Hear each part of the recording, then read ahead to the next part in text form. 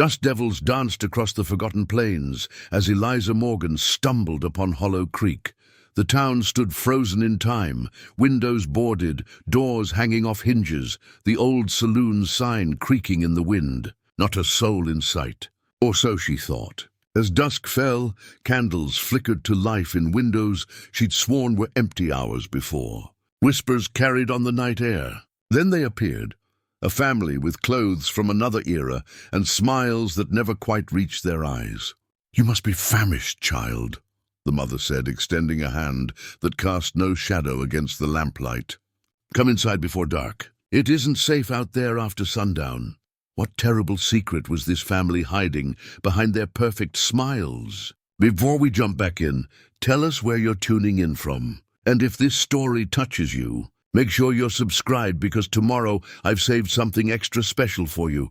The orphanage had been a prison of routine, not cruelty. Sister Agnes's final words still echoed in Eliza's mind as she trudged across the sun-baked plains. The world doesn't care for girls without families. 3 weeks of walking had proven the nun right. Eliza paused, shielding her eyes from the merciless sun. Her canteen offered only a disappointing swish of warm water, barely enough for another day. The distant shimmer of Hollow Creek had appeared like an answered prayer. The leather-bound journal, her single possession from before the orphanage, lay heavy in her satchel. Its pages chronicled 18 years of waiting for parents who never returned, followed by her recent journey entries. Day 23 spotted a town. Pray for water and maybe work. Hollow Creek's main street greeted her with unnatural stillness. A tumbleweed skittered past a hitching post, the wood somehow unrotted despite years of apparent abandonment. Shop windows revealed undisturbed displays, as though their owners had simply stepped away momentarily rather than fled. "Hello!" Eliza's voice sounded foreign in the silence. The echo bounced between the empty storefronts, returning lonelier than it had left. She approached the general store, its door hanging askew. The shelves inside stood orderly, tins of food arranged by height. No dust on them, despite the layer coating the floorboards. No signs of looting or hasty departure, just emptiness. Next door, the saloon's bat-wing doors remained perfectly balanced, neither fallen nor warped with age. Inside, glasses lined the bar, some half-filled with amber liquid that hadn't evaporated in the desert heat. A chair lay overturned, the only suggestion of disruption.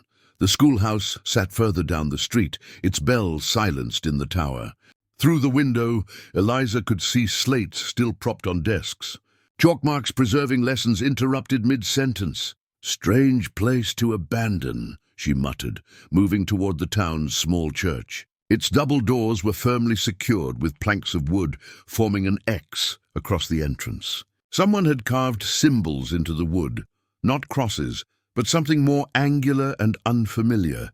The town well became her immediate concern. The wooden bucket, impossibly preserved like everything else, descended into darkness. When it returned, the water looked clean, impossibly fresh. Her parched throat overruled suspicion. As she drank, Eliza studied the surrounding buildings. The largest structure stood at the far end of the street, a handsome 2-story house with a wraparound porch. Unlike the other buildings, its curtains were drawn. She could have sworn one twitched as she watched. The town's silent wrongness made the hairs on her neck stand on end. Towns didn't simply empty in perfect order. Drought, disease, or economic hardship drove people away gradually. Violence left evidence. This place looked frozen, preserved like a museum display. The bank's door opened with a creak. Inside, papers remained stacked on the teller's desk. The calendar on the wall read May 17th, 1867, nearly 60 years ago. The heat intensified as afternoon stretched on. Eliza's vision swam, exhaustion finally catching up. The town square's small gazebo offered the only shade. She stumbled toward it, her legs suddenly leaden. The planks of the gazebo floor were cool against her cheek as she collapsed.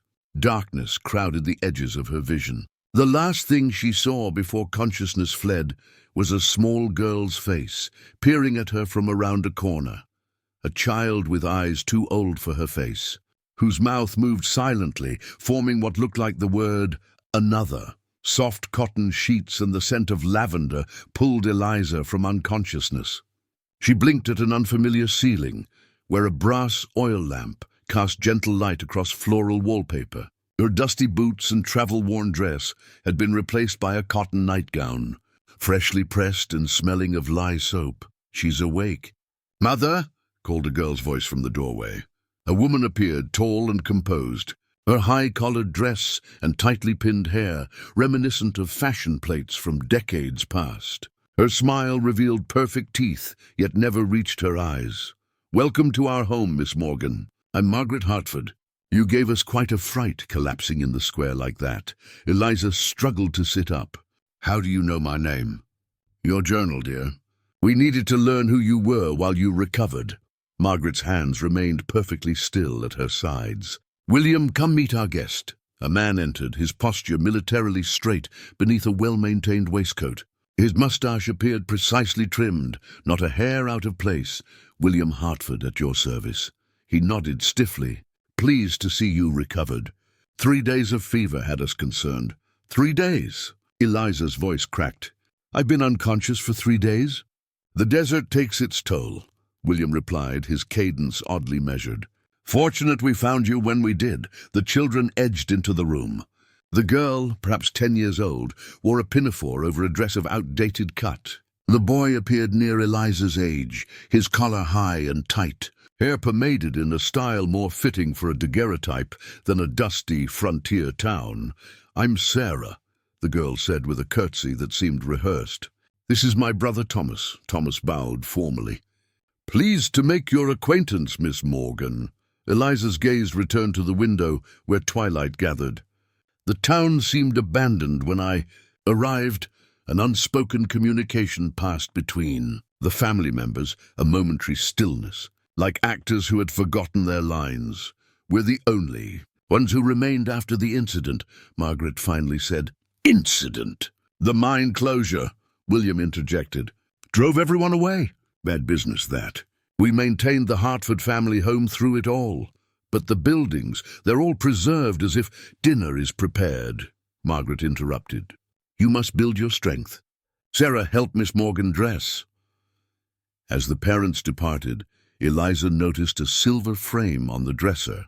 She reached for it while Sarah retrieved a folded dress from the wardrobe. The daguerreotype inside showed the family in the same formal pose they had just presented, William standing stiffly, Margaret seated with perfect posture, Thomas and Sarah on either side. They wore the identical clothing Eliza had just seen them in. The date etched in the corner read 1867. "This photograph, it looks recent," Eliza said.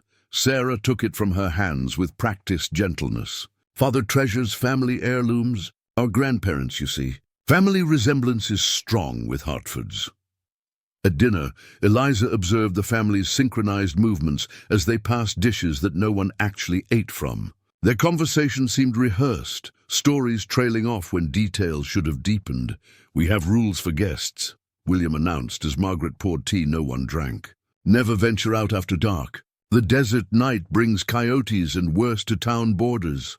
Never enter the mine," Thomas added, his voice adopting his father's cadence perfectly. "Unstable timbers, dangerous.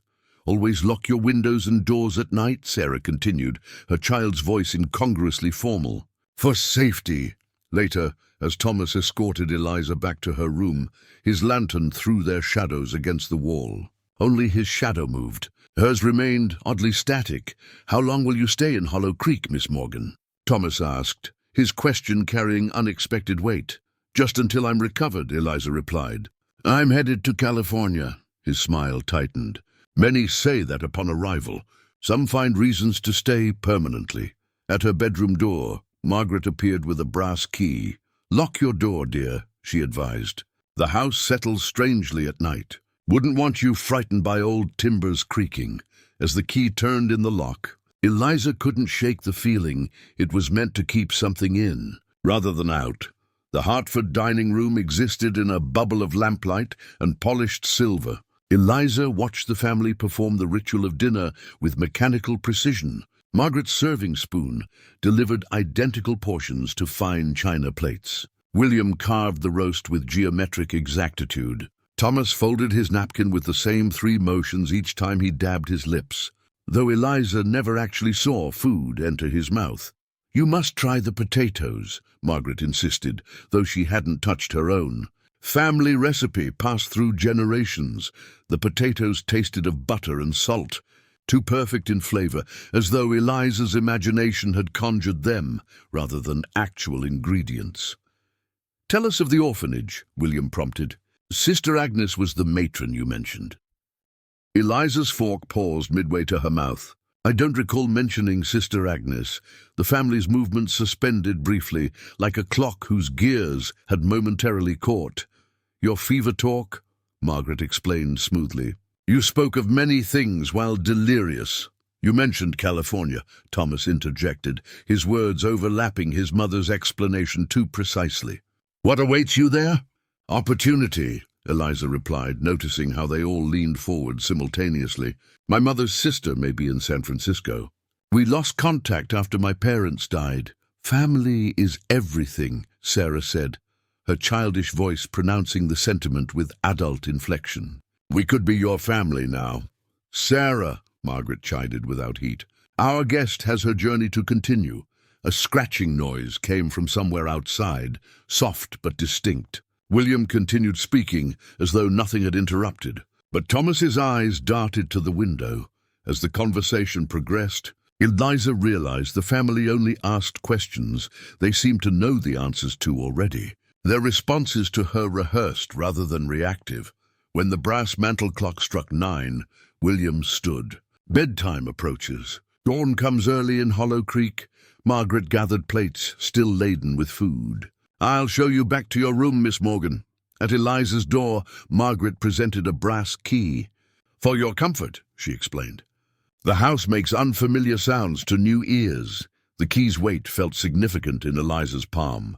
Its brass surface was worn smooth around the bow, as though countless hands had clutched it anxiously. "Thank you for your hospitality," Eliza said, watching Margaret's face for any crack in her perfect composure. "We so rarely have visitors," Margaret replied. Her smile remained fixed as she added, "Those who come usually stay." Alone in her room, Eliza turned the key in the lock, hearing the mechanism's solid engagement. The brass felt abnormally warm against her skin as she placed it on the bedside table. The house settled into silence, broken only by the tick of a small clock. Eliza opened her journal, recording observations about the strange family and their preserved town. Her pencil paused over the page as she considered the family photograph dated 1867. The resemblance to their supposed ancestors was beyond coincidental. Shortly after midnight, the first sounds began. Footsteps in the hallway, too many for just 4 people, paced with perfect rhythm. Eliza pressed her ear to the door, hearing whispers in voices that modulated between childlike and ancient. "She notices too much," came Thomas's voice. "Though flatter than during dinner. They all do at first," replied Margaret, her tone stripped of its maternal affectation. "This one might last," William's voice added. "Strong constitution." "I like her," Sarah's voice said. "Can I have her eyes when she joins?" A chorus of shushing followed. The brass doorknob turned slowly, testing the lock. Eliza backed away, breath caught in her throat. The key on her nightstand vibrated slightly, as though responding to its counterpart. The testing pressure ceased. Footsteps retreated, but not toward the family bedrooms. They descended, perhaps to the cellar Eliza had glimpsed earlier. A soft scratching began at her window. Eliza approached cautiously, parting the curtains a finger's width. Darkness greeted her, but as her eyes adjusted, she discerned a face hanging suspended outside her second-floor window. A woman's face, gaunt and pleading, with no body attached. The apparition mouthed words, "Run," before the joining. Eliza stumbled back. When she gathered courage to look again, nothing remained but the night. Morning arrived with birdsong and the smell of coffee. Margaret knocked precisely at 7, her immaculate appearance betraying no hint of nocturnal wanderings. "Did you sleep well?" she inquired, retrieving the key with practiced casualness. "Perfectly," Eliza lied, searching Margaret's face for any acknowledgement of the night's events. Margaret's smile remained unchanging. Wonderful. The first night is always the most difficult for guests to adjust. Morning revealed Hollow Creek under harsh sunlight, its emptiness more pronounced than when Eliza had first stumbled upon it. Thomas walked beside her, his posture unnaturally rigid as he escorted her through the abandoned streets. "Father thought you might appreciate a proper tour," he explained, voice carrying the same rehearsed quality as his parents. "Few get to see Hollow Creek's charms. Few visitors come this way?" Eliza prompted, watching his face carefully. "They come. They rarely leave." A pause. The journey onward is treacherous. Main Street's businesses stood in suspended animation. The barbershop's striped pole hadn't faded despite years of sun exposure. Inside the telegraph office, a half-written message remained on the operator's pad. "May I?" Eliza asked, approaching the town's general store. Thomas hesitated. "We don't disturb the buildings." "Father's rule." "Just a quick look," Eliza insisted, testing his boundaries. Inside, merchandise remained arranged with pristine orderliness.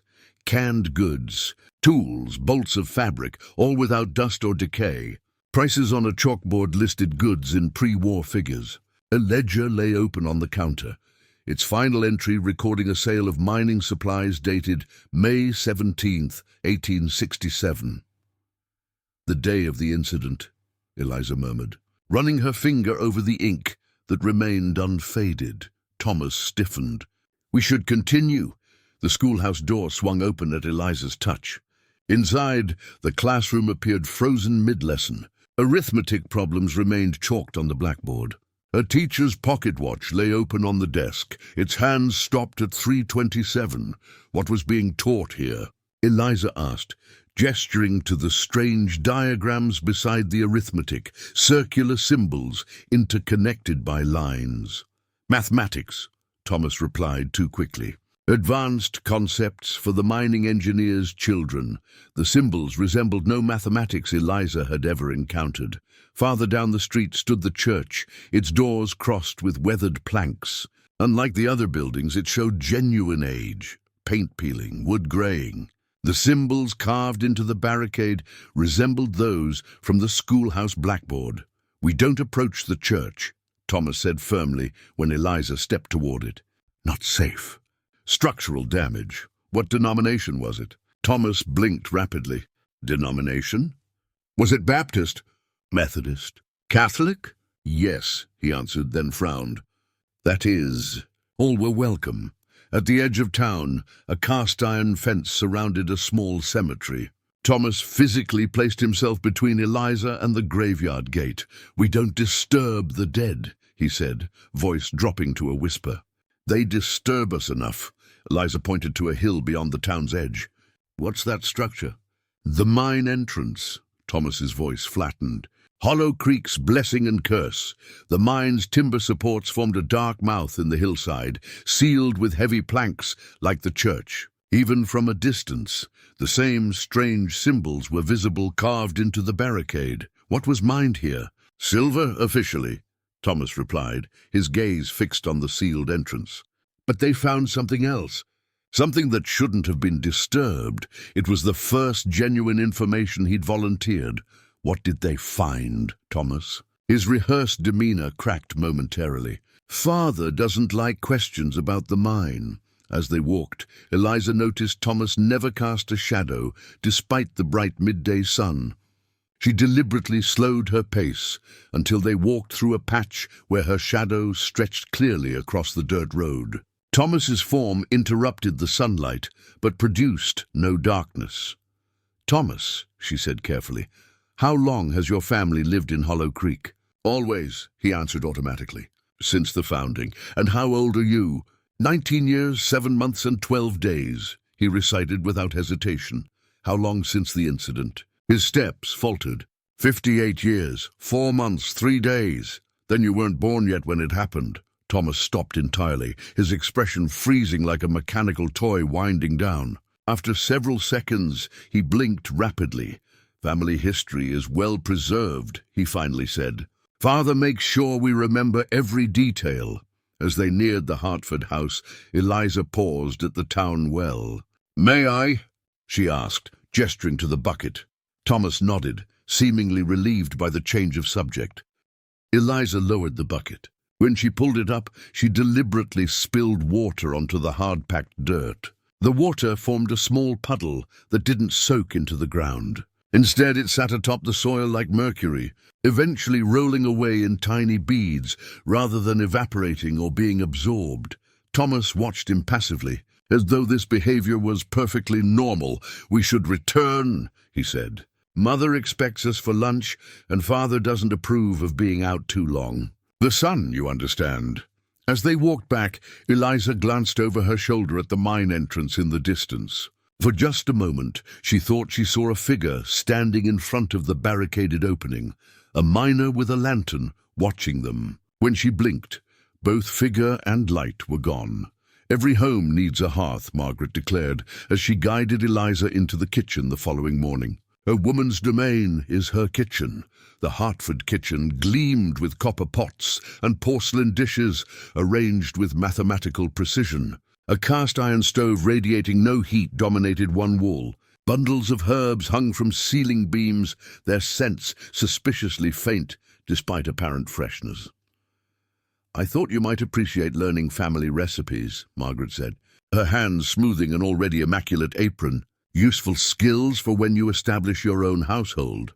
"That's very kind," Eliza replied, noting how Margaret's movements traced the same patterns repeatedly, reaching for ingredients, stirring, tasting.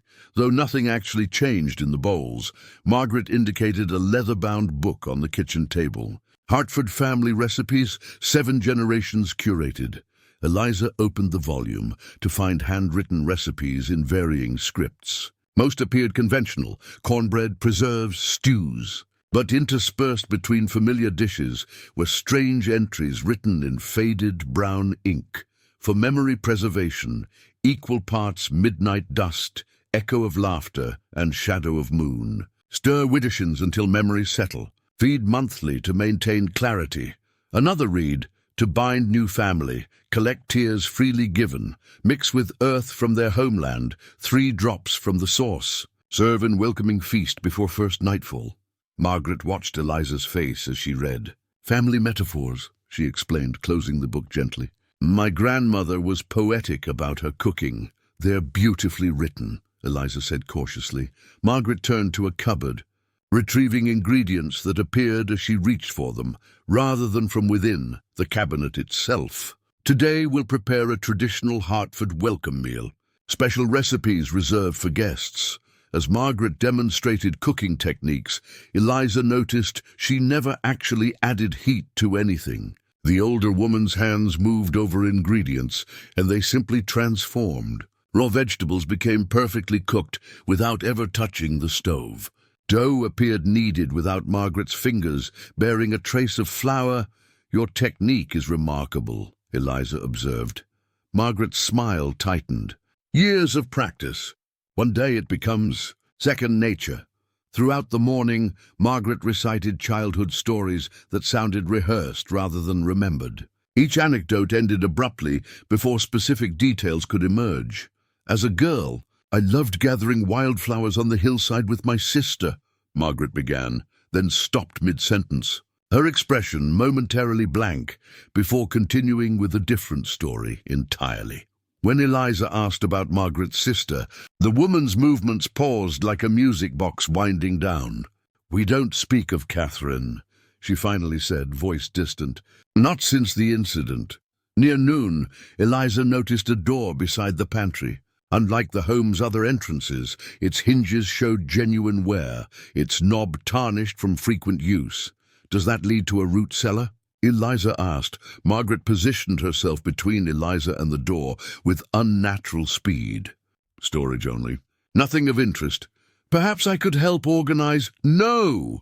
Margaret interrupted sharply, her composed demeanor cracking. "The cellar remains closed to guests." The conversation halted as William's footsteps approached. Margaret instantly resumed her affected mannerisms, hands performing cooking motions over already finished dishes. William entered, nodding formally. Teaching our guest household management, my dear. Miss Morgan shows remarkable aptitude. Margaret replied mechanically. Excellent. William's gaze lingered on Eliza. Those who join our household must maintain certain standards. After William departed, Margaret continued her performance of cooking. When she turned to retrieve something from a high shelf, her sleeve pulled back, revealing a wrist unnaturally smooth and waxy, with faint seams visible beneath the skin, like a porcelain doll repaired after breaking. Later, as Margaret arranged perfectly formed biscuits that had never seen an oven, Eliza noticed a framed tintype photograph on the wall she hadn't observed before. It showed a younger Margaret with another woman, presumably Catherine, standing before the mine entrance. "Is that your sister in the photograph?" Eliza asked.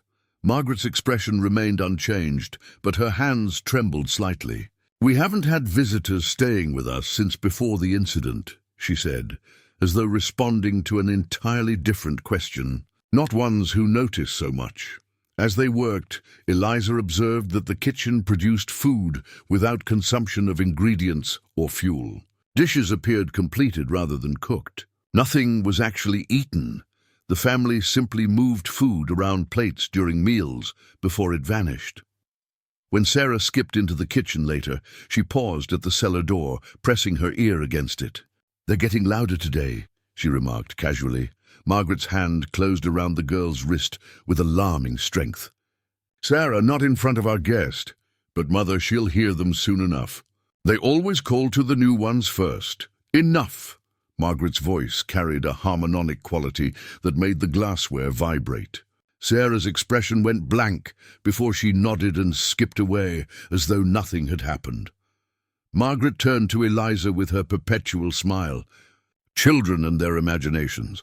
Now, about tonight's supper, Sarah Hartford's bedroom existed in a permanent state of afternoon sunlight despite the time of day. Dust motes hung suspended in golden beams that never shifted position, regardless of the sun's actual location. The room was a child's paradise frozen in time, porcelain dolls arranged on shelves, a miniature tea set laid out for imaginary guests, a rocking horse positioned mid-rock. "You're the first visitor Father's allowed in my room," Sarah said, voice carrying that unsettling blend of childish pitch and adult cadence. "The others never stayed long enough." "Others?" Eliza asked, settling onto a small chair at Sarah's invitation. "Travelers. Like you." Sarah adjusted her doll's dress with precise movements. "Some only lasted a night. Some almost a month. What happened to them?" Sarah's smile appeared rehearsed. "They joined us, of course." The doll in Sarah's lap had a porcelain head with painted features, its glassy eyes following Eliza's movements without Sarah's manipulation. Its dress, yellowed with age, contrasted with its pristine face. "This is Elizabeth," Sarah introduced, holding up the doll. "Mother says she's been in the family for generations, but she's really only been with us since 1908. Sarah placed the doll in a sitting position on a shelf. When she turned away, Eliza noticed the doll's head rotate to keep watching her. "Would you like to see my drawings?" Sarah retrieved a stack of papers from a trunk. "Father says I have a gift." The childish illustrations showed the Hartford house surrounded by stick figures without faces. Dark lines emanated from the mine on the hillside, connecting to each figure like puppet strings. One drawing depicted a family of 4 inside the house, with a 5th figure, labeled Visitor, in a child's awkward script, halfway transformed into a faceless shape. "Who are these people outside the house?" Eliza asked. "The hungry ones," Sarah whispered. "They watch us. Count the days. They can only come close after dark." Another drawing showed the town from above, with strange circular patterns matching the symbols Eliza had seen at the mine entrance and church door. "What do these circles mean, Sarah?" The girl stiffened momentarily, her movements becoming jerky. "Protection," she finally answered. "Father draws them to keep us safe." Sarah suddenly began arranging dolls in a circle on the floor. "Let's play the joining." "It's my favorite." Before Eliza could respond, Sarah began an eerie sing-song recitation. "One by one, the hungry take. One by one the town did break. New blood comes to set us free, but someone must always stay, you see. The temperature in the room dropped noticeably. Sarah continued her game, oblivious to Eliza's discomfort. "This is the visitor," she explained, placing a newer-looking doll in the center of the circle. "And these are the family." 4 weathered dolls surrounded the visitor. "And these," she arranged faceless cloth dolls around the periphery, "are the hungry ones waiting for the ceremony." "What ceremony, Sarah?" Sarah glanced toward the door before leaning close. "The joining. When a visitor becomes family, and one of us gets to go free." A chill ran through Eliza. "Who went free last time?" "No one." Sarah's voice dropped to a whisper. "The last visitor wasn't right. The hungry ones took her instead. It was messy." Sarah suddenly tilted her head, as though listening to something. "They're counting again. 63 days until the next opportunity. Who's counting?" "The hungry ones." In the mine, Sarah began rearranging her dolls with methodical precision. "They only let us try the joining when the moon is right. Every 10 years, unless we find someone perfect sooner." Sarah opened a small drawer in her bedside table, removing a folded paper. "I made this yesterday. Don't tell Mother." The drawing showed 7 stick figures, the 4 Hartfords, a figure labeled Eliza, and 2 transparent figures labeled Catherine and Robert. "Who are Catherine and Robert?" Sarah's expression went blank before she whispered, "Catherine was Mother's sister. Robert was Father's brother. They went into the mine before the incident. They're with the hungry ones now." A creak in the hallway made Sarah hurriedly hide the drawing. When she spoke again, her rehearsed demeanor had returned. "Would you like to brush Elizabeth's hair? She likes new people. Says you have kind eyes." Sarah's voice shifted subtly as she added in an adult woman's tone, "Don't let them know you've noticed. They'll rush the process if they think you're suspicious." Eliza froze. "What did you say?" Sarah blinked, her childish manner returning instantly. "I said Elizabeth thinks you're nice." That evening, passing Sarah's room after dinner, Eliza heard the girl speaking in multiple voices, a child's, a woman's, and something older that made the hallway temperature plummet. 63 days, Sarah's voice counted. "Unless she's suitable sooner." Eliza peered through the keyhole. Sarah sat surrounded by dolls, her back unnaturally straight as she turned Elizabeth to face the door. The doll's painted lips moved as Sarah's remained still. "She's watching," the doll seemed to say in Sarah's voice. "Good. The clever ones last longer. The clever ones might break the cycle." William's absence provided the opportunity Eliza had been waiting for. Margaret had mentioned he'd gone to check the boundaries, whatever that meant, and wouldn't return until evening. The study door, normally locked, had been left slightly ajar after Thomas had been summoned there earlier. Eliza slipped inside, closing the door quietly behind her. The room stood in stark contrast to the rest of the house, genuinely aged rather than artificially preserved. Books with cracked leather spines lined the walls. A massive oak desk dominated the center, its surface scratched from actual use. Maps of Hollow Creek and the surrounding territory covered one wall, yellow with age and marked with the same circular symbols found throughout town. The desk contained precisely arranged objects, a letter opener positioned exactly parallel to a blotter, a brass microscope angled at precisely 45 degrees, and a silver pocket watch resting on a leather stand. Eliza examined the watch first. Its engraving read WH 1867 with the phrase "Time stops for no man" etched below. Despite its apparent age, the mechanism ticked with perfect rhythm. The hand stood fixed at 3:27, yet the second hand continued to sweep in eternal circles, never advancing the minute hand. She turned to the maps. Red pins marked specific locations around town. The church, the mine entrance, and 7 evenly spaced positions forming a perfect circle around Hollow Creek's perimeter. Thin red lines connected these points, creating an elaborate geometric pattern with the mine at its center. Handwritten notes in the margins referenced containment field, binding, points, and energetic tethers. A second map showed the mine's interior, a honeycomb of tunnels. that extended far deeper than any silver operation would require. The deepest chamber was marked with a symbol resembling a spiral surrounded by 7 smaller circles. A notation beside it read, "The Source." Do not approach without preparation. The bookshelves contained volumes on metallurgy and mining, alongside texts with titles in languages Eliza didn't recognize. One shelf held mining company ledgers dating back to Hollow Creek's founding. The most recent volume lay open on a reading stand. The final entries told a disturbing tale. May 15th, 1867. Vein continues to yield high-grade silver ore. Unexpected black mineral formation discovered in lower shaft. Men report strange sounds. Foreman Daniels requests additional safety measures. May 16th, 1867. Black mineral samples sent to university for analysis. Men refusing to enter lower tunnels after Stevens and Warner failed to return from last shift. Replacement crew being assembled. May 17, 1867. Catastrophic incident in lower mine. Unknown exposure affects all present. Containment measures implemented as per contingency. R. Hartford and C. Hartford sacrificed to seal breach. Evacuation protocol enacted for remaining townspeople. W. Hartford remains, with M. Hartford and children as anchors. God forgive what we've done. A newspaper clipping dated May 20th, 1867 reported, "Mining accident claims Hollow Creek. Toxic gas suspected. Town declared uninhabitable." Eliza moved to the desk drawers, finding the top ones unlocked. They contain mundane items, writing implements, blank ledger pages, surveying tools. The bottom drawer, however, was secured with a small brass lock.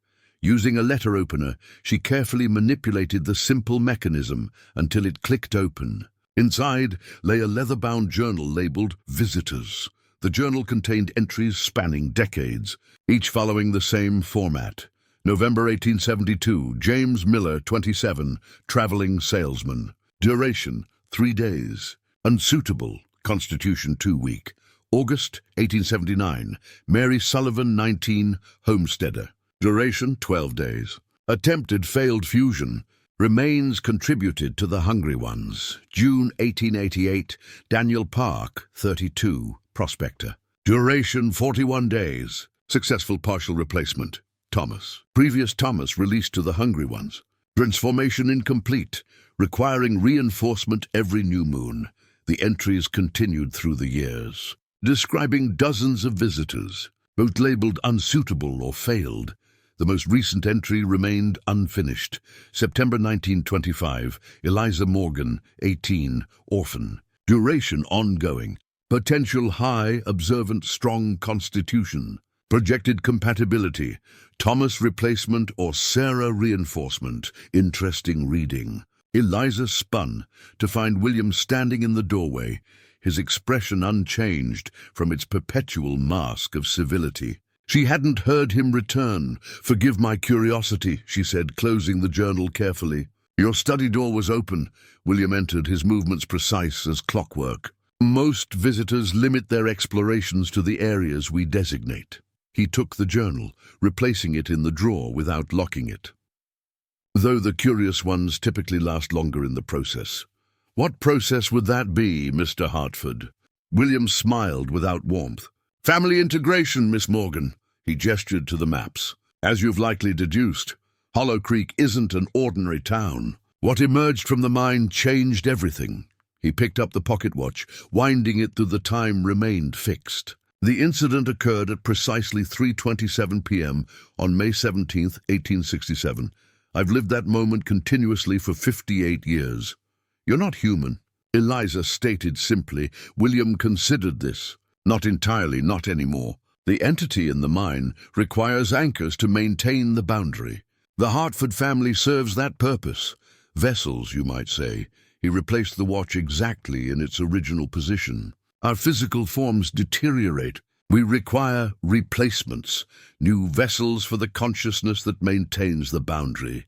"The joining," Eliza whispered. William's eyes showed genuine surprise. "Sarah has been talking. She was always the least stable component." He straightened his already impeccable waistcoat. "No matter. You'll understand everything soon enough." William suddenly froze mid-movement, his entire form becoming statue-like for nearly 10 seconds before animation returned. "You'll last longer than the others," he said, as though nothing had happened. "Your questions indicate compatibility. The Hartford garden existed in perpetual spring, despite the autumn chill that Eliza felt beyond the property's boundaries. Roses bloomed without fragrance. Fruit hung heavy on trees, but tasted of nothing when bitten. Thomas led her along immaculately maintained paths, his posture even more rigid than usual in what she now recognized as nervousness, or its mechanical approximation. "Father thinks highly of you," Thomas said, hands clasped behind his back in formal promenade position. "He believes you'll adapt well to Hollow Creek." "I don't plan to stay," Eliza replied, studying his reaction carefully. Thomas smiled with practiced charm. "Few do initially." He gestured to a wrought iron bench positioned beneath an apple tree. "Shall we sit?" "There are matters I wish to discuss." From his waistcoat, Thomas produced a folded sheet of cream-colored paper, edges yellowed with age. He presented it with ceremonial formality. "I've composed my sentiments," he explained, as Eliza accepted the note. "Father suggests written communication for important matters."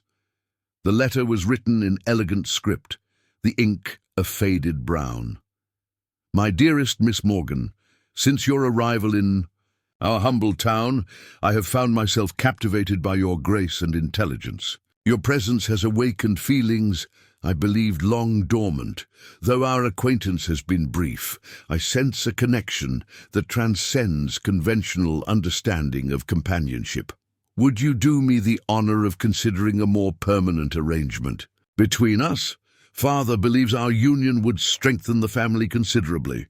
Mother has already begun preparations for the transition. With deepest affection and anticipation of our future together, Thomas Hartford Eliza traced the faded script. "How many times have you delivered this letter, Thomas?" His expression faltered briefly. "I don't understand. This ink is decades old. The creases are worn from repeated folding and unfolding. How many visitors have received this exact letter?" Thomas blinked rapidly, his movements becoming temporarily disjointed. "The sentiment remains unchanged regardless of recipient," he finally replied. "The form is merely efficient." "Tell me about the others," Eliza prompted gently. "The visitors who came before me." His posture relaxed slightly, programming apparently adjusting to her questions. "Some showed initial promise but proved unsuitable. Physical compatibility is only one component. Mental resilience is essential for successful integration." "Integration into what?" Thomas looked toward the mine in the distance. "The boundary requires maintenance. The family serves as anchors, but the vessels deteriorate over time. I've been Thomas for," he paused, calculating, 37 years, longer than most configurations. "And before that, I was Daniel Park. Before that, Andrew Miller." Thomas's voice took on a wistful quality. One eventually loses track of the original vessel. The role becomes the identity. His hand reached for hers, the movement smooth yet rehearsed. "You would make an excellent Sarah. The current model has become unstable, speaking out of turn, revealing patterns." "And the current Thomas? What happens to you if I join the family?" A genuine smile, the first Eliza had seen, crossed his face. "Release. After sufficient service, anchors may be granted rest." "Death, you mean?" "Transition," he corrected. "Return to the source." Thomas suddenly straightened, reciting as though from memory.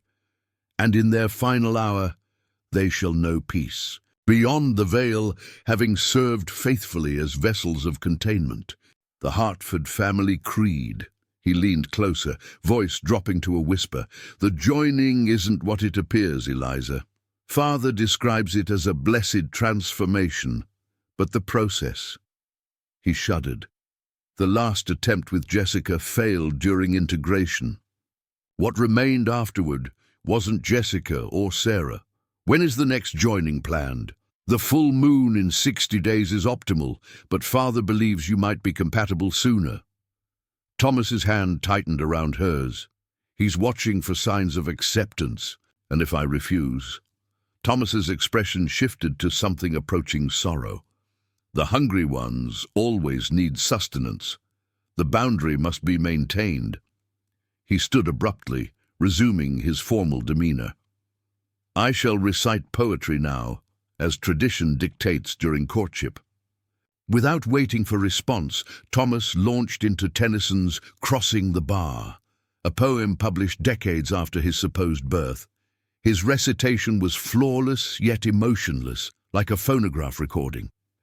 As they walked back toward the house, Thomas stopped suddenly. I knew a girl like you once, before the incident. You were alive in 1867. He shook his head. Not me, the first Thomas. Sometimes his memories surface. His eyes focused on something distant. Catherine was to be my wife. She and Robert went into the mine that final day. What emerged wasn't Catherine anymore.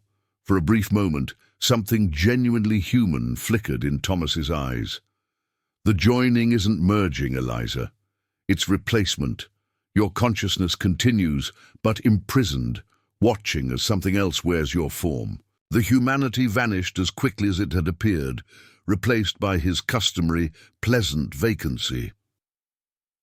I've spoken out of turn. Father wouldn't approve. At the garden gate, Thomas produced a pressed flower from his pocket, a rose preserved between wax paper, crumbling with age. A token of my affection, he said, the mechanical rhythm returning to his speech. I anticipate your favorable response to my proposal within 3 days, as is customary. As Eliza accepted the ancient flower, she noticed Margaret watching from an upstairs window, her fixed smile visible even at a distance. The Hartfords had established a predictable rhythm, departing each afternoon to perform what William called boundary maintenance. Eliza had counted the minutes of their absence across 3 days. Precisely 47 minutes, never varying by even seconds. Today, she waited 5 minutes after their departure before approaching the forbidden cellar door. The brass key Thomas had inadvertently revealed while reaching for his courtship letter, a careless moment from an otherwise meticulous entity, slid perfectly into the cellar lock. The door opened with a groan that seemed almost human in its distress. Stone steps descended into darkness. Eliza carried a kitchen candle, its flame burning steadily despite the draught that should have extinguished it. At the bottom of the stairs, she discovered not the root cellar Margaret had claimed, but a space that extended the entire footprint of the house.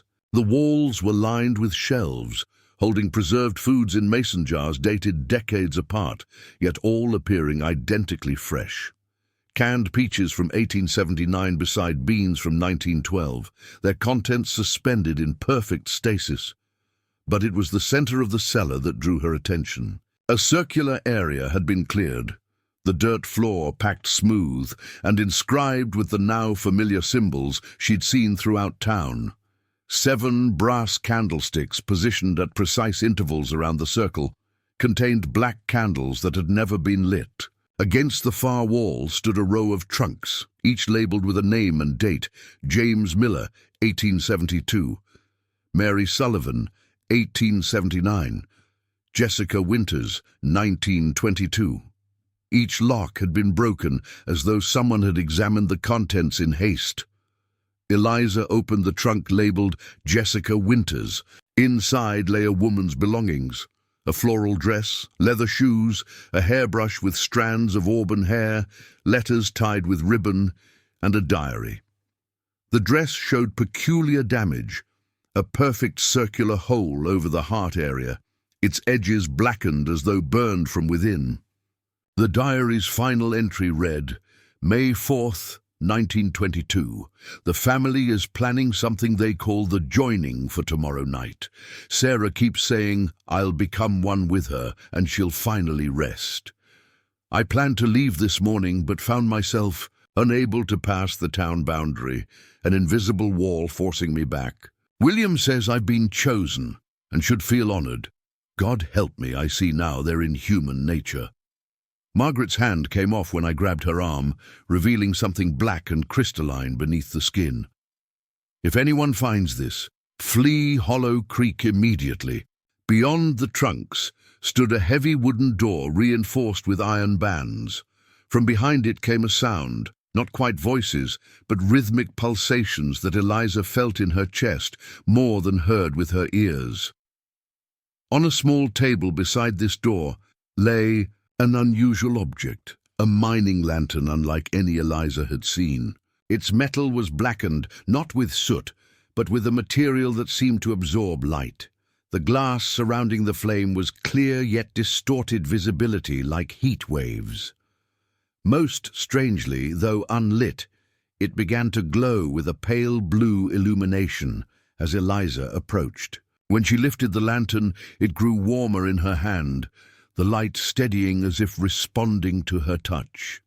The rhythmic pulsation from beyond the reinforced door synchronized with the lantern's pulsing light. Holding the lantern before her, Eliza approached the reinforced door. It had no visible lock, yet when she touched the iron bands, they retracted into the wood with mechanical precision. The door swung open silently, revealing not another room, but a rough-hewn tunnel sloping gently downward.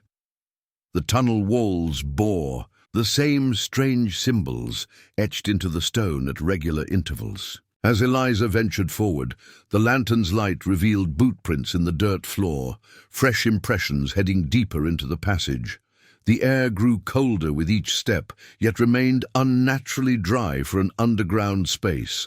After several minutes of careful progress, the tunnel opened into a larger chamber with a dirt floor and supporting timbers typical of mine construction. Mining equipment, pickaxes, shovels, ore carts, stood arranged as if ready for use, their metal surfaces untarnished despite decades of abandonment. The lantern's blue glow reflected off something embedded in the far wall, a seam of black mineral unlike any coal or ore Eliza had encountered. It seemed to absorb light rather than reflect it, creating the impression of a tear in reality itself. The mineral pulsed with the same rhythm as the lantern, as though the two shared some fundamental connection. Carved into the floor was an elaborate version of the circular pattern, with the black mineral seam at its center. 7 channels radiated outward from the circle, each ending at a small alcove containing a chair facing the mineral. Each chair held restraints for wrists and ankles. A leather-bound book lay open on a pedestal beside the pattern.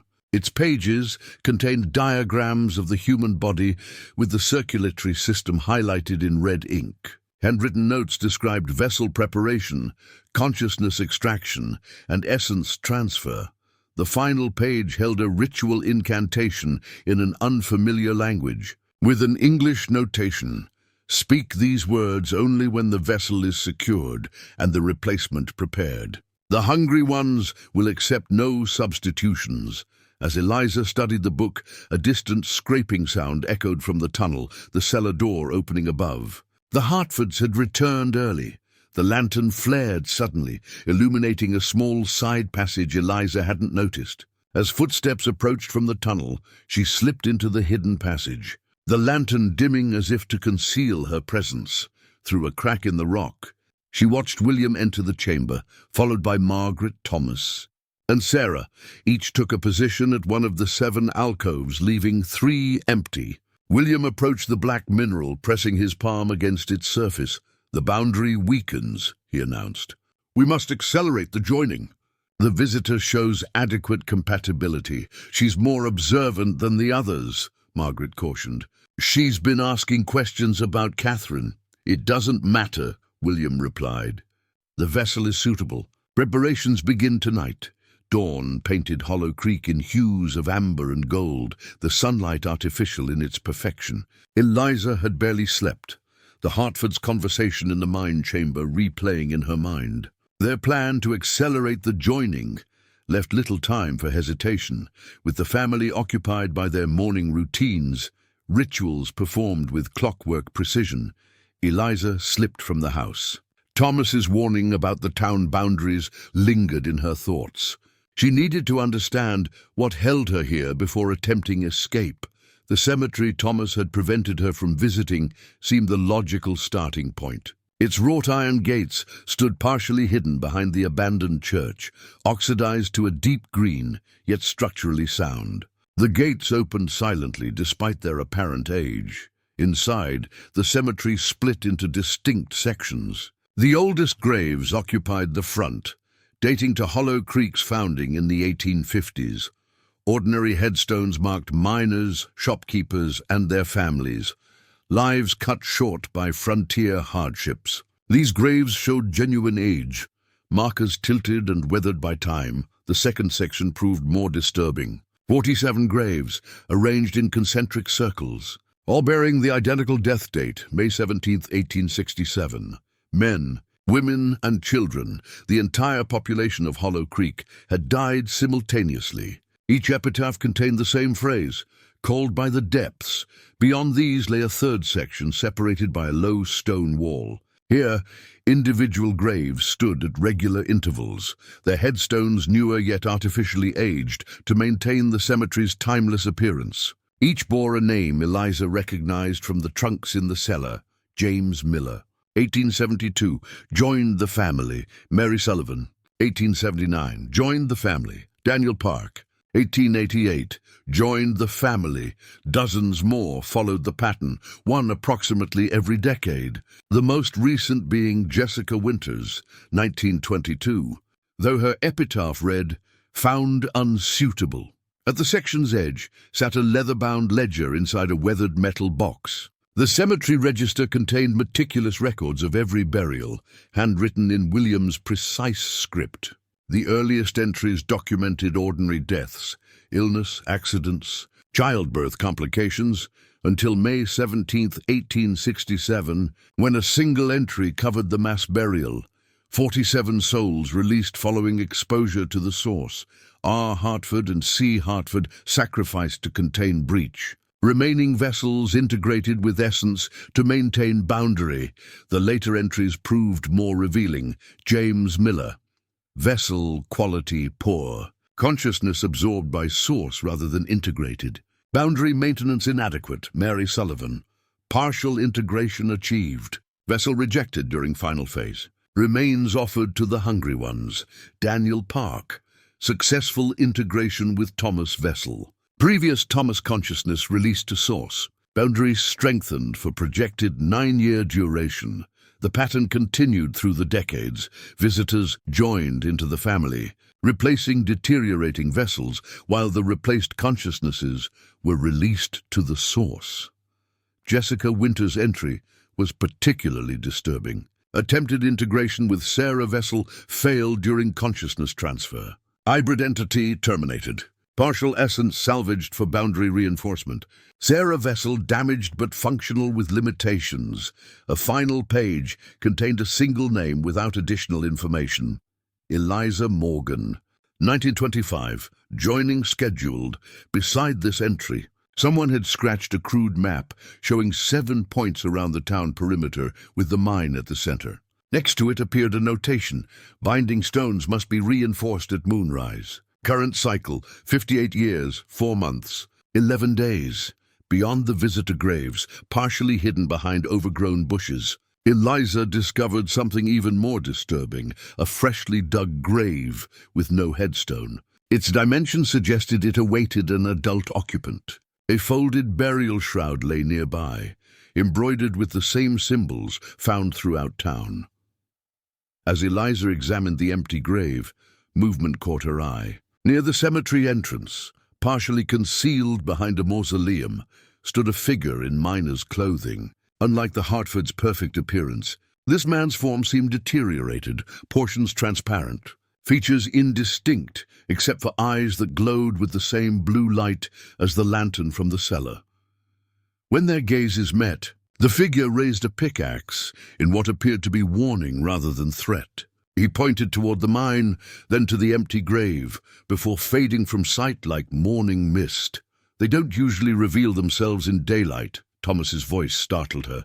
He stood at the cemetery gate, expression caught between his rehearsed pleasantness and something approximating concern.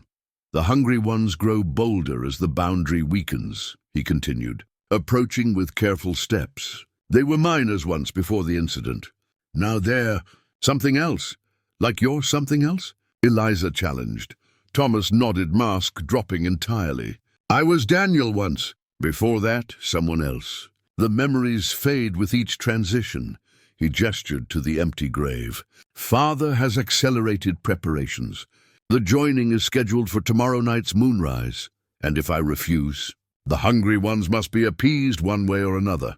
Thomas glanced toward the spectral miner's last position. "They offer a different fate than joining. Neither option grants freedom." He touched the ground beside Daniel Park's grave, his own former identity. "We're all trapped in Hollow Creek, Eliza, visitors and family alike. The only difference is who serves as jailer and who as prisoner." His eyes met hers with unexpected clarity. "Father doesn't know I'm here." "He believes you're resting before preparation begins. You have until sunset to find another way, if one exists." Eliza found Sarah sitting alone in the town's abandoned schoolhouse, arranging riverstones in the pattern of the seven-pointed star seen throughout Hollow Creek. The child, or whatever wore the child's form, hummed tunelessly as she worked, her movements alternating between fluid grace and mechanical precision. "They're preparing the binding circle," Sarah said, without looking up. "Their mother, Thomas. They don't know I've left the house." She placed another stone with mathematical exactitude. "They don't know lots of things about me." "What don't they know, Sarah?" Eliza asked, approaching cautiously. Sarah glanced up, her eyes momentarily shifting from childlike blue to obsidian black before returning to normal. "That I remember being Jessica, and before that, Eleanor. And before that," she waved a small hand dismissively. "Names blur after a while." Sarah reached into her pinafore pocket and withdrew a small object, a piece of black mineral identical to the seam Eliza had seen in the mine. It seemed to absorb light around it, creating a miniature void in the girl's palm. "Do you know what they found in the mine?" Sarah asked, her voice deepening temporarily to an adult timbre. "It wasn't silver. That was just on the surface." The black mineral began to pulse in Sarah's hand, matching the rhythm Eliza had felt in the mine chamber. "They called it night stone at first," Sarah continued. "It absorbed light, conducted electricity strangely. The mining company thought they'd discovered something valuable." She laughed, a child's laugh with an old woman's bitterness. "They had no idea."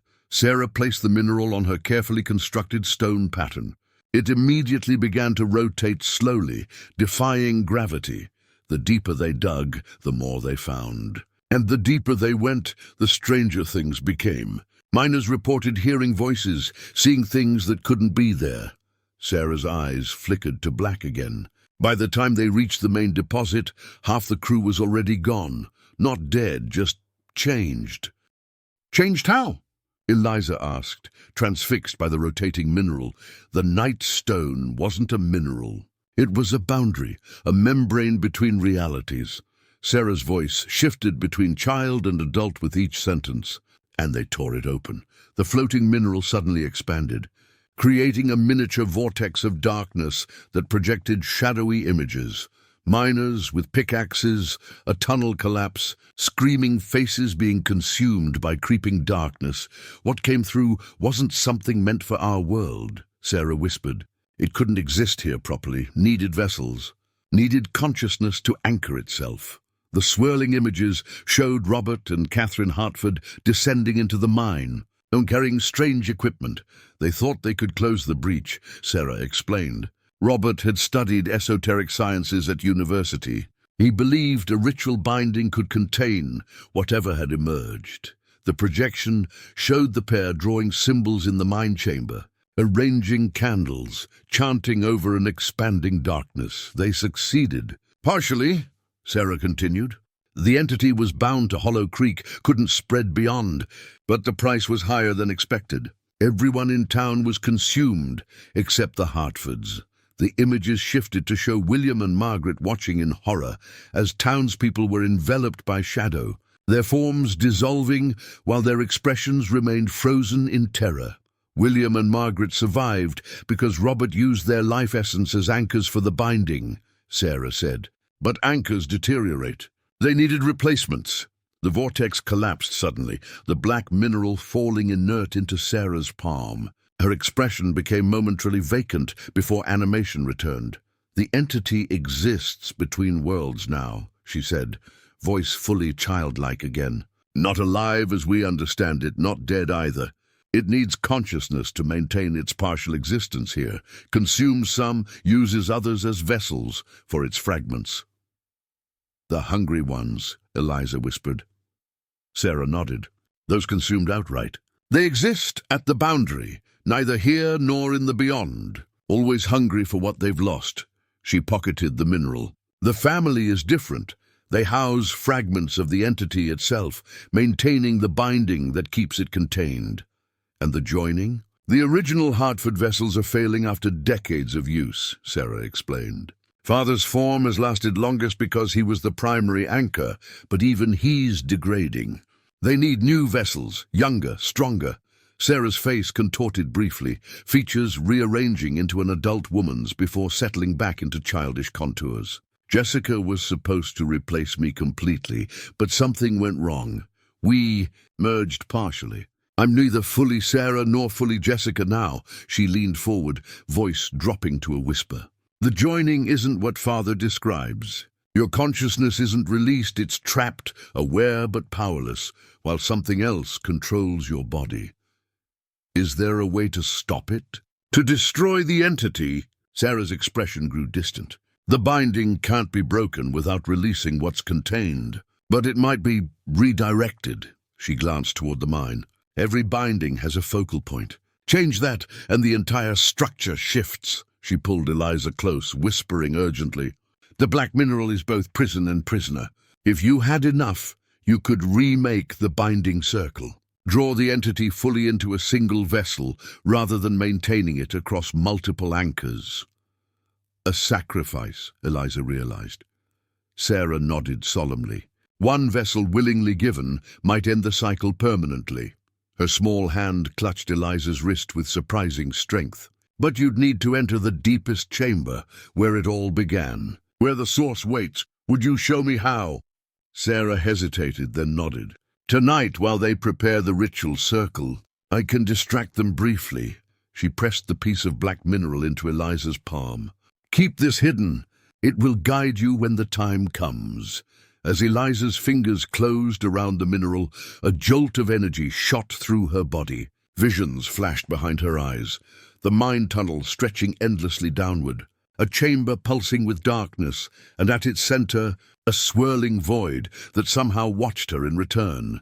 Midday sun beat down on Eliza's shoulders as she approached the edge of town, her satchel containing only her journal, Sarah's black mineral, and a canteen of water. The road leading out of Hollow Creek appeared normal, packed dirt, winding between scrubby hills. Yet, Thomas's warning about boundaries haunted her thoughts. Near the town's edge stood a weathered stone marker, half buried in soil. Unlike the headstones in the cemetery, this stone bore no name or date, only the seven-pointed star symbol etched deeply into its surface. The grooves contained traces of a dark substance that might have been dried blood. Eliza paused at the marker, studying the otherwise unremarkable boundary. Nothing visible indicated a barrier, yet she felt a heaviness in the air, like the pressure before a thunderstorm. "Just walk," she whispered to herself. One foot after another. The first step past the stone marker felt ordinary.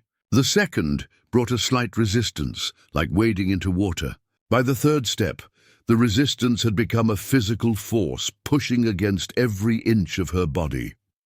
Eliza leaned forward, using her weight to fight the invisible barrier. The air thickened around her, sounds becoming muffled. Her fourth step felt like pushing through molasses. Her movements slowed to a painful crawl. 5 steps beyond the marker, her vision began to distort. The landscape ahead stretched and compressed like a reflection in moving water. Colors inverted momentarily, blue sky becoming orange. Brown hills shifting to teal. "Keep going," she gasped, though the words emerged delayed, as if traveling through dense material. The 6th step brought pain, 1,000 needles pricking her skin simultaneously. The 7th step intensified the sensation to burning, her nerves screaming in unified protest.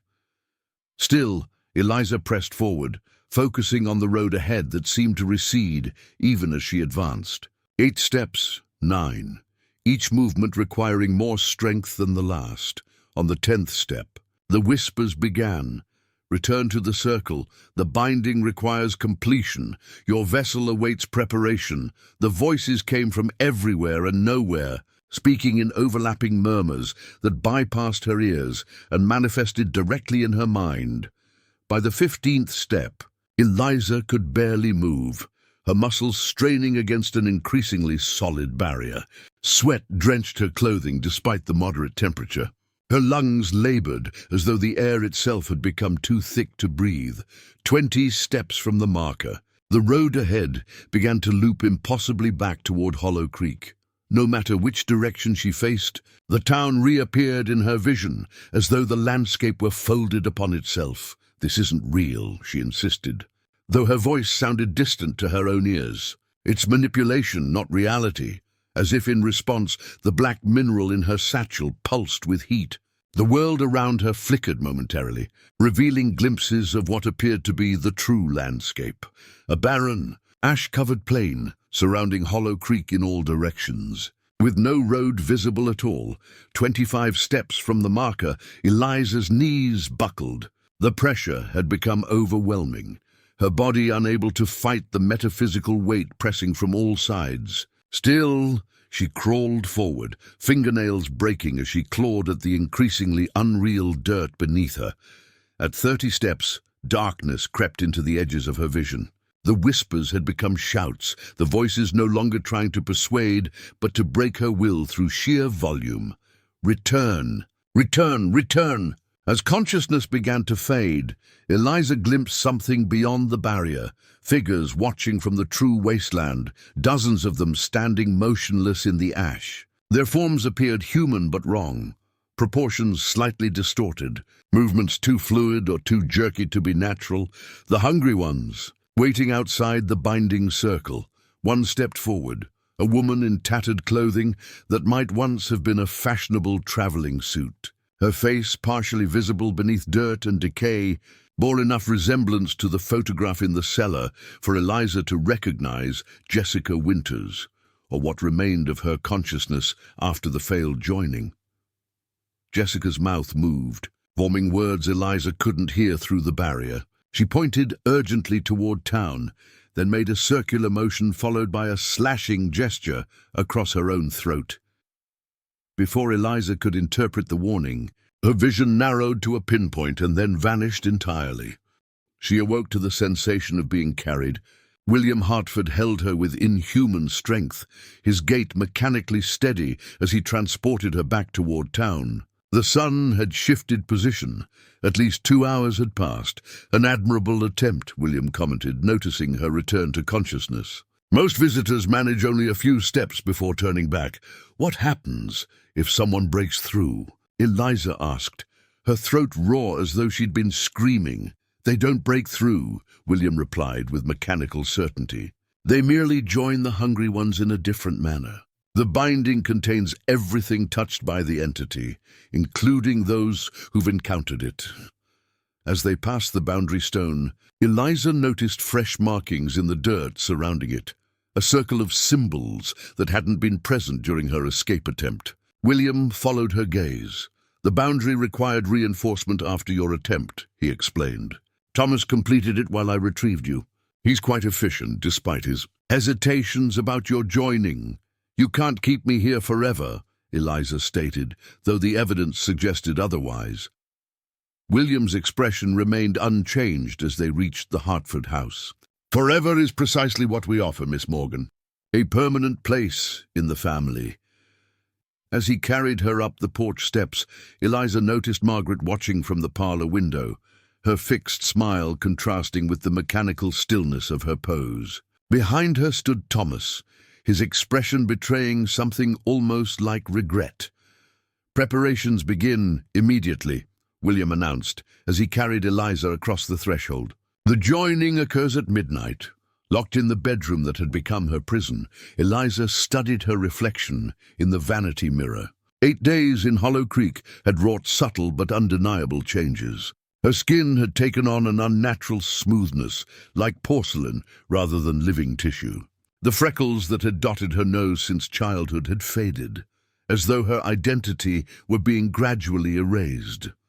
Most disturbing were her eyes. The rich brown irises now contained flecks of obsidian black, identical to the momentary changes she'd witnessed in Sarah's eyes. When she tilted her head at certain angles, her pupils reflected light like a cat's or something less natural. The mirror itself seemed unusual. Positioned on the vanity where Margaret had placed it that morning to prepare for tonight's ceremony, its silver surface occasionally rippled like disturbed water. When Eliza touched the glass, it felt unnaturally warm. "The family has used this mirror for generations," Margaret had explained, her rehearsed smile never reaching her eyes. "It helps with the transition." Now, as Eliza studied her reflection, she noticed something more alarming. When she moved her right hand, her reflection hesitated for a fraction of a second before following. She tested this repeatedly, each time observing the same slight delay, as though her reflection were a separate entity, mimicking her movements. "Just nerves," she whispered. Though she didn't believe it, other changes proved equally unsettling. The gnawing hunger that had driven her to Hollow Creek in the first place had vanished entirely. She couldn't remember her last genuine feeling of thirst or fatigue. Her heartbeat, when she pressed fingers to her wrist, seemed to match the pulsing rhythm she'd felt in the mine chamber, slightly too slow, slightly too regular. Most alarming were the gaps in her memory. Earlier that day, she'd found herself standing in the hallway with no recollection of leaving her room. Last night, she'd awakened at the window, staring at the mine entrance in the distance. A sentence half formed on her lips in a language she didn't recognize. Small wounds healed too quickly, a paper cut vanishing within hours. A bruise from her escape attempt fading before sunset. Her body was changing, becoming something neither fully human nor fully other. A knock at the door interrupted her examination. Margaret entered carrying a white dress, its style reminiscent of the previous century. Its fabric gleamed with subtle embroidery. The same symbols found throughout Hollow Creek worked into the seams and hem. "For tonight's ceremony," Margaret explained, laying the garment across the bed. "Every bride deserves a proper gown." "I'm not a bride," Eliza objected. Margaret's fixed smile never wavered. "The joining is a marriage of sorts. Your vessel united with the essence of the family." She straightened the dress with mechanical precision. "Sarah is particularly excited. It's been decades since she received reinforcement." "What does that mean, reinforcement?" "Sarah's vessel was damaged during Jessica's failed joining," Margaret explained with rehearsed patience. "Parts of your consciousness will strengthen her connection to this reality." Margaret opened a small wooden box containing hairpins, a silver comb, and what appeared to be cosmetics, though the powder shimmered with unnatural iridescence. "The preparations must follow tradition," she continued, arranging the items with ritualistic care. "First the cleansing, then the adornment, finally the binding. And if I refuse?" Margaret's movements paused momentarily, her form becoming unnaturally still. "Refusal merely changes your destination, not your fate. The entity requires new vessels or new sustenance. One way or another you will serve." As Margaret arranged the ceremonial items, Eliza noticed the older woman's hands. The skin had begun to crack along the knuckles, revealing not blood or tissue beneath, but the same black mineral substance she'd seen in the mine. Following her gaze, Margaret tugged her sleeves down.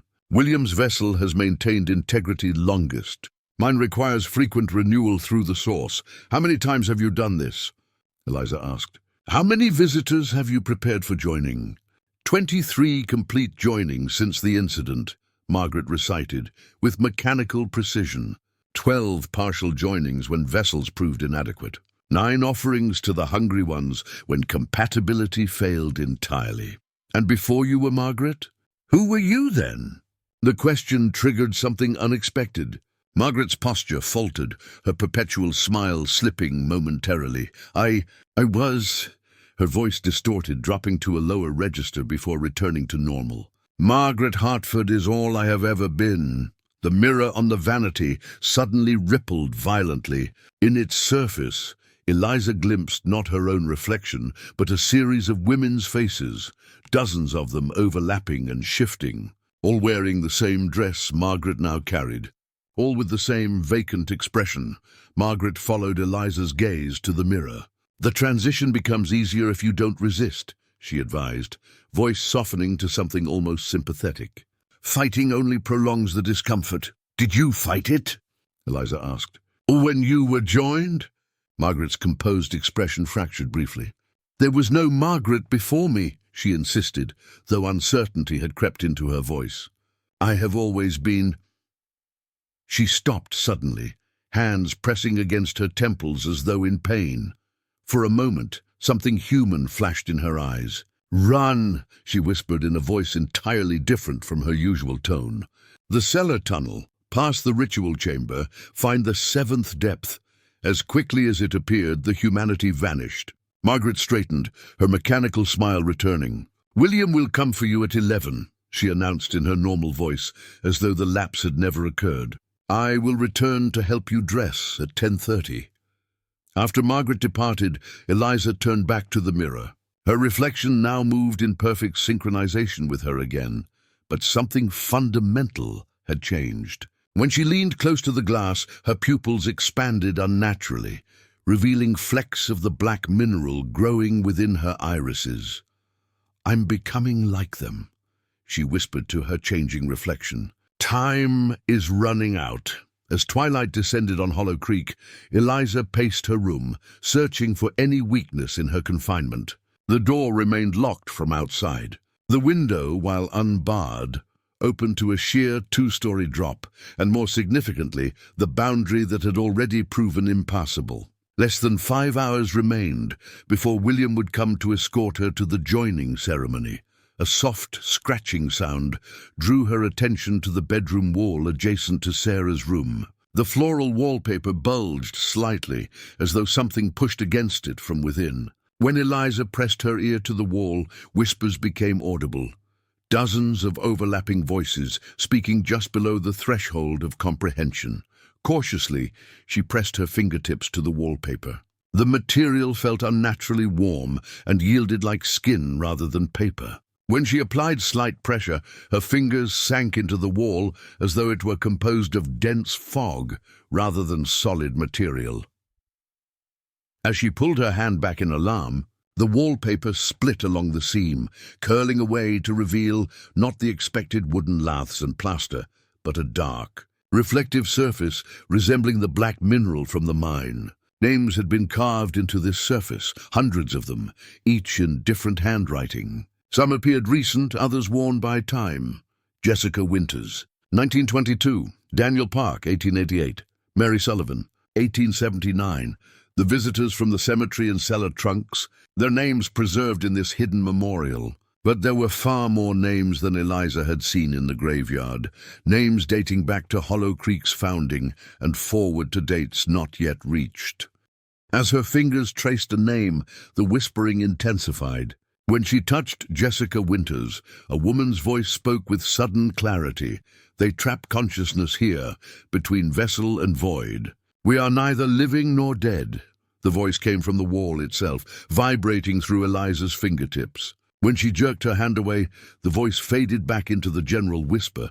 Steeling herself, Eliza pressed her palm flat against the wall of names. The whispering surged into a cacophony of voices, each struggling to be heard. The binding uses us as mortar. 7 points maintain the circle. The hungry ones were the first taken. It feeds on memory. 60 years is the limit. She pulled away, overwhelmed by the barrage of information. The voices continued speaking, the whispers now audible without physical contact. "It came through the breach in 1867, explained a man's resonant voice. Mining engineer Robert Hartford realized too late what they'd uncovered: a boundary between dimensions. Not a mineral deposit. The entity cannot exist fully in our reality, added a woman's refined tones. It requires vessels, human consciousness to anchor fragments of itself. Robert and Catherine Hartford attempted a binding ritual, continued the first voice. They succeeded in containing the entity within Hollow Creek, but at terrible cost. The town's population was consumed, their consciousness trapped in the boundary between realities. William and Margaret survived as primary anchors, the woman's voice explained. But the binding deteriorates over time. New vessels are needed approximately every decade. What are the hungry ones? Eliza asked, addressing the wall of names directly. Those whose vessels were consumed rather than inhabited, responded a child's voice. They exist at the boundary, unable to cross over, unable to return. They hunger for what they've lost. And you? Eliza pressed. What are you? We are the joined, answered multiple voices in unison. Consciousness preserved but imprisoned. Our vessels walk with new inhabitants while we remain trapped within the walls of the binding. Some retain fragments of identity, added the refined woman's voice. Others have faded to mere echoes. The oldest have been absorbed into the binding itself. Can you be freed? Eliza asked. The voices fell silent momentarily before responding in discordant chorus. Only by breaking the binding. But that releases the entity. Destruction beyond Hollow Creek. Or by redirecting. Sacrifice to seal. Willing vessel.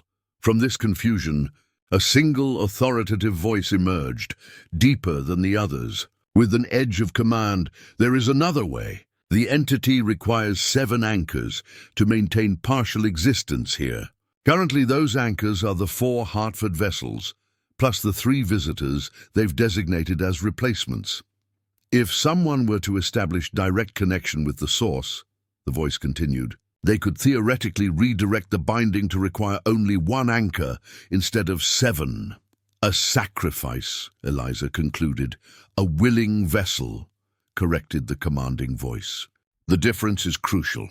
Forced sacrifice strengthens the current arrangement. Willing sacrifice creates the opportunity for a new binding. How? Eliza pressed. The source chamber contains the original breach, explained the voice. The 7-pointed star symbolizes the current binding configuration. Redraw the binding as a single circle with the willing vessel at center, and the entity could be fully contained within one consciousness. Destroying it? Imprisoning it, clarified a gentler voice. No human can destroy what exists partially outside our reality, but one could contain it at the cost of their own separate existence. As this voice spoke, a portion of the wall began to glow with soft blue light, revealing an intricate diagram etched into the black surface. It showed 7 points arranged in a star pattern, with a circle superimposed over them. A single dot at the circle's center connected to all 7 points, with delicate lines. This is the current binding, the commanding voice explained. The diagram shifted, the 7 points collapsing toward the center until only the circle remained, with a single point at its heart. This would be the new configuration. Who would be freed? Eliza asked. Everyone, came the unified response of dozens of voices. The hungry ones released to whatever lies beyond. The trapped consciousnesses freed from their prison between realities. Even the Hartford vessels, though their bodies would likely not survive without the entity's sustaining presence. And the one who becomes the vessel? The voices fell silent before the refined woman spoke gently. They would exist eternally, neither living nor dead, maintaining the binding through their willing sacrifice. Consciousness preserved but transformed, becoming both jailer and prison. As Eliza absorbed this, she noticed the wallpaper beginning to revert to its original appearance, the names fading as the material solidified. They've sensed our communication, warned the commanding voice. Remember, the source chamber, the seventh depth, a circle unbroken. After midnight, the boundary weakens briefly during the joining ritual. That is your window. The wall sealed completely, leaving no evidence of the supernatural communication. In the silence that followed, Eliza heard footsteps approaching her door. The lock turned. Margaret entered carrying the white ceremonial dress, her fixed smile betraying no awareness of what had transpired. "It's time to begin your preparations," she announced. "The family awaits its newest member." The ceremonial dress felt wrong against Eliza's skin, not merely uncomfortable, but actively hostile, as though the fabric itself resented her. Its high collar constrained her movements, while the embroidered symbols seemed to shift position when viewed from the corner of her eye. Margaret had dressed her with mechanical efficiency, speaking ritualistic phrases in a language that Eliza somehow understood, despite never having heard it before. "The binding accepts your vessel," Margaret had intoned while fastening pearl buttons down Eliza's spine. "The family welcomes your essence." Now left alone for her final contemplation before the ceremony, Eliza acted swiftly. The black mineral from Sarah remained hidden in her boot where she'd concealed it earlier. The mining lantern she'd taken from the cellar waited beneath the bed, wrapped in a shawl to mask its blue glow. Midnight approached. The joining ceremony would begin soon, but Eliza had no intention of participating. Margaret's momentary break had revealed a crucial detail. The tunnel beyond the ritual chamber led deeper into the mine than the Hartfords had shown. The seventh depth, the trapped voices had called it. The source, the window latch, yielded silently to her touch. Unlike her previous escape attempt, Eliza had no intention of crossing the town boundary. Instead, she climbed carefully onto the porch roof, the ceremonial dress hampering her movements. From there, a drainpipe offered passage to the ground. Hollow Creek stood unnaturally silent as she made her way toward the mine entrance. No crickets chirped, no nightbirds called. Even the wind had stilled, as though the entire town held its breath in anticipation of midnight. The mine entrance remained barricaded with heavy timbers marked with protective symbols, but Sarah had revealed a second entrance, a ventilation shaft half hidden behind the old assay office. Its rusted grate moved aside with surprising ease, revealing a narrow passage that descended at a gentle slope. The mining lantern cast eerie blue light as Eliza navigated the tight confines of the ventilation shaft. After several minutes of careful descent, the shaft opened into a larger tunnel lined with support beams. Mining equipment lay abandoned, as though the workers had simply set down their tools and walked away, which, according to the voices, was essentially what had happened. Eliza recognized this level from her previous exploration with the Hartfords. The ritual chamber lay one level below, but she needed to go deeper. According to both Margaret's broken warning and the trapped consciousnesses, the source existed at the seventh depth, far below where the family typically ventured. The second level contained the ritual chamber, its dirt floor inscribed with the seven-pointed star pattern. 7 chairs had been arranged around the circle, awaiting the Hartford family and their 3 designated replacements. Black candles stood ready to be lit. Eliza hurried past this chamber, searching for the passage the voices had mentioned. At the chamber's rear, behind a stack of empty ore carts, a narrow opening had been concealed with canvas painted to resemble the rock wall. Beyond it, a steep stairway descended into darkness, its wooden steps worn by use far older than the Hartford's tenancy. The third depth contained mining operations that appeared more scientific than industrial.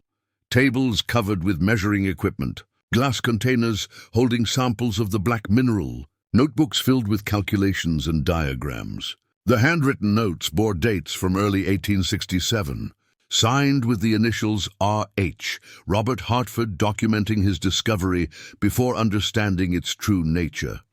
The fourth depth revealed the first signs of the catastrophe, tools dropped mid-use, a half-eaten meal now petrified, a playing card game abandoned mid-hand. The air here felt thicker, harder to breathe. The lantern's glow pulsed in rhythm, with a subtle vibration in the floor. Descending to the fifth depth, Eliza found a makeshift laboratory where Robert Hartford had apparently conducted his final experiments. Journals detailed his growing comprehension of what they'd discovered, not a mineral, but a thinning of reality's membrane. His final entries betrayed increasing desperation as miners disappeared, and those remaining reported voices from the darkness and visions of another place overlapping our own. The sixth depth showed evidence of the binding rituals, preparation, chalk circles drawn on stone floors, candles arranged in elaborate patterns, and most disturbing, dried bloodstains in precise geometric shapes. A leather satchel contained Robert Hartford's final journal, its last entry written in increasingly frantic script, May 17th, 1867. The breach widens. What lies beyond cannot be permitted entry to our reality. Catherine and I will attempt the binding ritual using William and Margaret as anchors. God forgive me for what I ask of my brother and his wife, but there is no other way. If we fail, may whoever finds this note destroy the mine entirely. Some doors are not meant to be opened. The passage to the seventh depth was unlike the others. Not a stairway or tunnel, but a perfectly circular shaft descending vertically into darkness. Iron rungs had been driven into the stone wall, creating a ladder into the abyss. As Eliza shone her lantern downward, the light seemed to be absorbed rather than reflected, as though the darkness below were a tangible substance. The mining helmet hung on a peg beside the shaft, an old-fashioned design with a carbide lamp attached to the front. Unlike the other equipment, it appeared well maintained, its leather straps supple rather than cracked with age. When Eliza placed it on her head, a wave of disorientation swept through her. Visions flashed before her eyes, miners breaking through into a cavern of black crystal, the crystal pulsing with internal light, men transfixed by its beauty, reaching out to touch its surface, their forms distorting as something reached back through the membrane. The visions shifted, Robert and Catherine Hartford descending this very shaft, carrying equipment for their desperate ritual, their expressions grim with knowledge of what awaited and what they must sacrifice. When the visions cleared, Eliza found herself clutching the iron ladder rungs, the mining helmet secure on her head, the blue lantern hanging from her belt. The ceremonial dress now felt different, less constrictive, almost supportive, as though it recognized her purpose. From far below, a rhythmic pulsing grew stronger, the heartbeat of whatever waited at the source. From far above, she heard the Hartfords calling her name as they discovered her absence. Time was running out. Midnight approached. The joining ceremony would begin with or without her. Eliza began her descent into the seventh depth, where reality itself had torn open 58 years ago, and where she might find the means to seal it once and for all. The seventh depth opened into a vast cathedral-like cavern that defied all logic of underground spaces. Its ceiling arched impossibly high, disappearing into darkness despite the blue lantern's glow. Walls of natural stone gave way to surfaces of pure black mineral that absorbed light rather than reflected it. The air itself felt charged with potential, like the moment before lightning strikes. At the cavern's center stood what could only be described as a breach in reality, a vertical tear in the fabric of existence. Its edges pulsed with the same rhythm Eliza had felt throughout Hollow Creek, but stronger here, overwhelming. The tear revealed not darkness, but something worse, a space between spaces, where shapes moved that the human mind couldn't properly comprehend. Surrounding the breach, Robert Hartford had created his binding circle, 7 points arranged in a star pattern, each marked by a brass rod driven into the stone floor. From each rod, a chain of black mineral links extended to the tear's edge, visibly restraining whatever existed beyond. The chains vibrated with tension, like guitar strings about to snap. As Eliza approached, her ceremonial dress began to glow with a faint luminescence, the embroidered symbols resonating with the binding circle. The piece of black mineral in her boot burned against her skin. It took us nearly an hour to realize where you'd gone. William Hartford's voice echoed from behind her. He stood at the cavern entrance, no longer maintaining his human facade. His skin had split along invisible seams, revealing the black mineral structure beneath, a crystalline approximation of human anatomy. Only his face remained mostly intact, though his eyes had become obsidian pools, reflecting the breach's pulsations. "The joining cannot be delayed," he continued, stepping into the cavern. "The binding weakens with each cycle. 58 years is near the theoretical limit."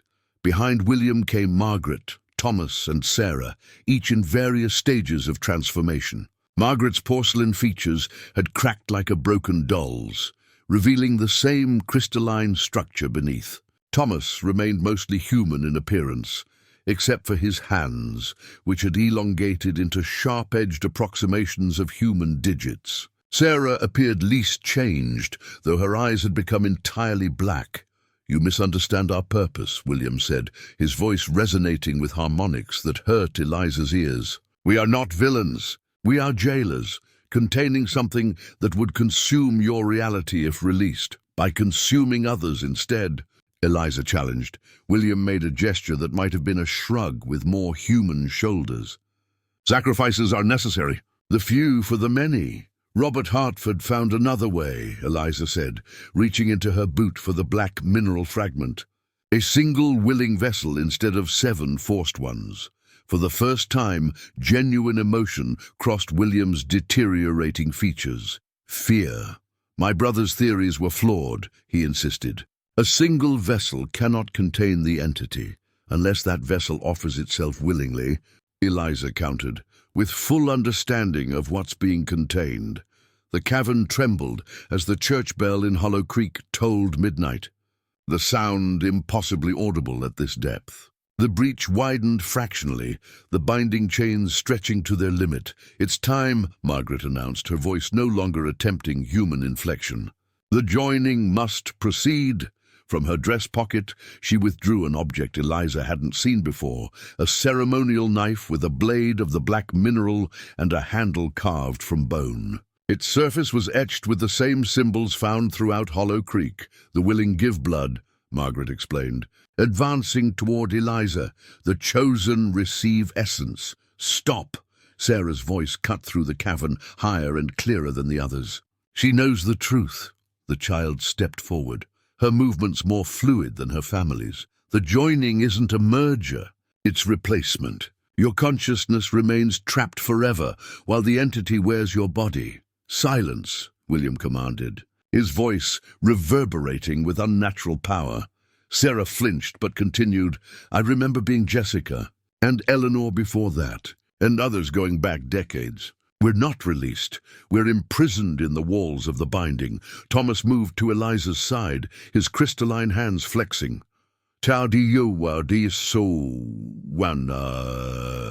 "Father's vessel fails rapidly. He needs your youth, your vitality. The others merely watch, but you would become William, the primary anchor." The binding chains vibrated more intensely as the breach continued widening. Beyond it, shapes pressed against the thinning membrane between realities. Vast geometries that hurt the eye, appendages that followed no biological logic. "Enough delays," William declared. His form suddenly elongated, limbs stretching and torso narrowing as the human pretense fell away completely. What stood before them now barely resembled a man, a crystalline approximation constructed around a fundamental misunderstanding of human anatomy. Margaret and Thomas underwent similar transformations, their forms becoming increasingly abstract and angular. Only Sarah remained recognizably human, though tears of black fluid now streaked her face. "I can't stop them," she warned Eliza. "When midnight peaks, the binding reaches maximum elasticity." "They'll take you then." William lunged forward with impossible speed, crystalline fingers extended toward Eliza's throat. She ducked beneath his grasp, the mining helmet knocked from her head in the process. Thomas intercepted Margaret as she circled from the other direction, his expression conflicted as he struggled against his programming. "Sarah," Eliza called. "The binding circle. How do I redraw it?" The child pointed to the ceremonial knife in Margaret's grasp. Blood freely given redraws the lines. A single circle encompassing all 7 points. William recovered with inhuman quickness, his crystalline form flowing rather than moving. The ritual requires precision we've perfected over decades. Amateur attempts risk releasing what we contain. Better released than what you've done to the town. Eliza countered, circling away from his advance. Fool! William hissed, voice no longer remotely human. Do you comprehend what exists beyond the breach? Not death, that would be merciful. It unmakes reality itself, consciousness by consciousness. The breach pulsed violently, one of the binding chains snapping with a sound like a cannon shot. The broken end whipped through the air before dissolving into black dust. The binding fails, Margaret shrieked. We need the vessel now. William moved with blinding speed, pinning Eliza against the cavern wall. His transformed hand pressed against her throat, skin scraping against crystalline edges. You will join us, he intoned, willing or not. Behind him, Sarah had retrieved the mining lantern. Its blue glow intensified as she approached, her small face resolute. Not her, Sarah said quietly. Me? She swung the lantern at William's crystalline form. Upon contact, his body shattered like glass, fragments scattering across the cavern floor. Each piece continued moving independently, flowing back toward the main mass. Run! Sarah shouted to Eliza. I'll hold them! Get the knife! As William's form reconstituted, Eliza lunged toward Margaret. The woman's crystalline fingers clutched the ceremonial knife, her movements becoming increasingly jerky and uncoordinated as midnight's peak approached and the binding continued to deteriorate. Thomas intercepted Margaret from behind, his partially transformed arms wrapping around her torso. Now, Eliza, he shouted, voice cracking with effort. End the cycle. Margaret's form shattered under Thomas's pressure, the knife clattering to the stone floor. As Eliza dove for it, the final binding chain snapped. The breach expanded dramatically, reality tearing like fabric. From beyond it emerged something that registered in Eliza's mind only as absence, a void with purpose, hunger without form. Her fingers closed around the ceremonial knife as the entity began to pour through the widening breach. Spring had come to the Montana territory, painting the plains in delicate wildflowers and tender grass. 5 months had passed since Eliza Morgan had staggered into the mining town of Copper Falls, her clothing tattered, eyes haunted, clutching a journal filled with impossible tales of Hollow Creek. In her rented room above the general store, Eliza placed the final piece into the wooden model she'd been crafting since winter.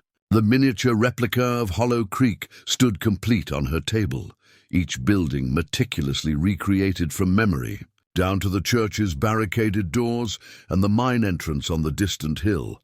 The model's base contained 7 small compartments, each holding a piece of ordinary stone. Eliza had traveled to 7 different locations to gather these rocks, following coordinates calculated from Robert Hartford's final journal.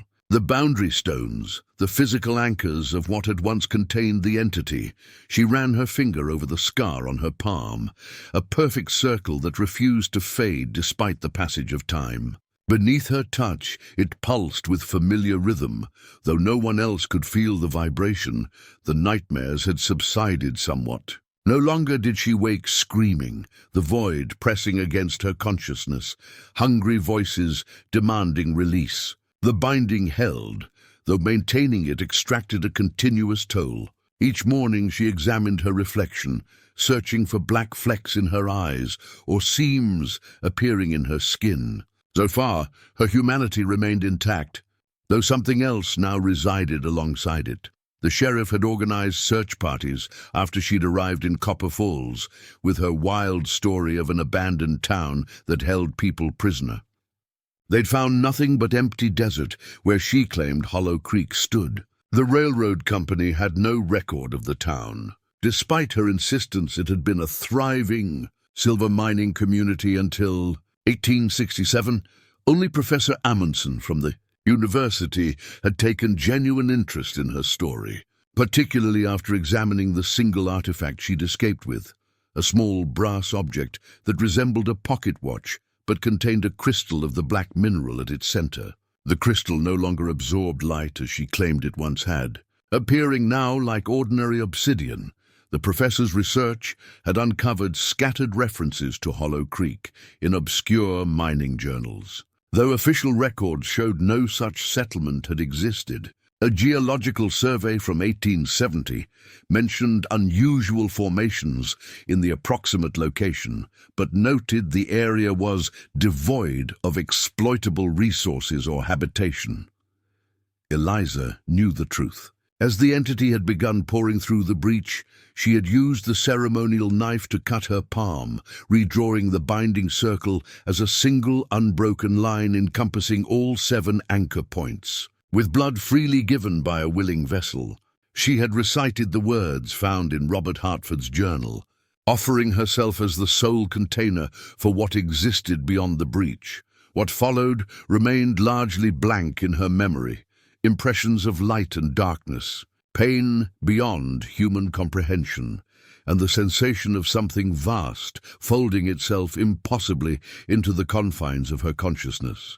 She recalled Sarah's small hand in hers as the binding took hold, Thomas's crystalline form dissolving as his imprisoned consciousness found release, and William's final scream of rage, or perhaps relief. When awareness had returned, Eliza stood alone in an empty cavern, the breach sealed by a smooth wall of ordinary stone. The mine around her had begun collapsing, timbers cracking as reality reasserted itself without the entity's distorting presence. She had barely escaped as the entire structure imploded behind her. Hollow Creek itself had been transforming even as she fled, buildings aging decades in moments, wood rotting, metal rusting, glass shattering. By the time she reached the town boundary, only ruins remained of what had appeared a perfectly preserved ghost town days earlier. The boundary no longer held her. Without the entity's power maintaining it, Hollow Creek had become simply another abandoned mining town reclaimed by the desert. The hungry ones, the trapped consciousnesses, William and Margaret, all had found whatever release awaited beyond the artificial existence the entity had maintained. Only Eliza carried the legacy now, and the responsibility. The entity remained contained within the binding circle she had drawn, her consciousness serving as both prison and jailer. Most days she felt entirely herself, but sometimes in dreams or quiet moments, she sensed it testing the boundaries of its confinement, seeking weaknesses in the human vessel that contained it. Professor Amundsen had suggested documenting everything, creating a record for those who might need it should the binding ever fail. The model of Hollow Creek served as both memorial and warning, a physical reminder of what lay forgotten in the desert and what must never be disturbed again. A knock at her door interrupted her contemplation. The professor stood outside, excitement visible in his eyes. "Miss Morgan, I've found something," he announced, unfolding a yellowed newspaper. A small mention in the Territorial Gazette from 1868, a mining disaster that allegedly claimed an entire settlement. "The location matches your Hollow Creek." Eliza's scar pulsed more strongly as she examined the article. Its final paragraph mentioned William Hartford, sole survivor, who claimed toxic gas had killed the townspeople. No bodies were recovered due to dangerous conditions. "There's more," Amundsen continued. "I've tracked Hartford through census records.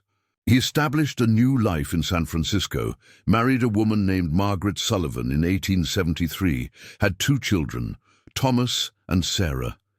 The names sent ice through Eliza's veins. "They're dead now, surely?" "That's the peculiar thing," the professor replied.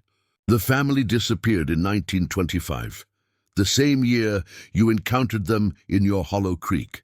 Their house in San Francisco was found abandoned. No explanation given." He leaned forward, voice dropping. "Here's what truly unnerved me. Their neighbor reported seeing them depart with a young woman matching your description, though you claim never to have left Hollow Creek with them."